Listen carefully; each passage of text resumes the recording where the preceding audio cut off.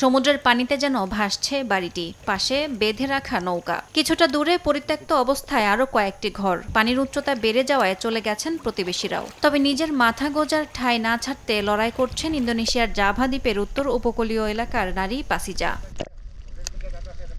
প্রতিদিন বুক সমান পানিতে নেমে ম্যানগ্রোভ চারা রোপণ করেন পাসিজা। জীবনের ঝুঁকি নিয়ে ২০ বছর ধরে এই কাজ করে যাচ্ছেন তিনি। প্রতি বছর রোপণ করছেন ১৫,০০০ চারা। আশা, পানিতে ভেসে যাওয়ার হাত থেকে এই ম্যানগ্রোভ রক্ষা করবে তার ঘরকে।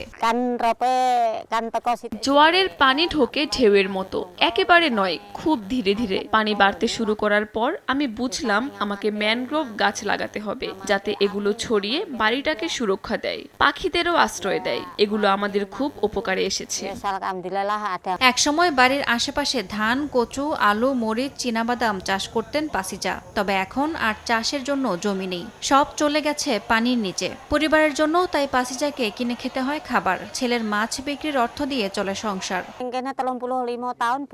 একা থাকার কষ্ট এখন কষ্ট নয়, এখানেই থাকতে চাই, ঘরটা ছেড়ে থাকতে পারি না।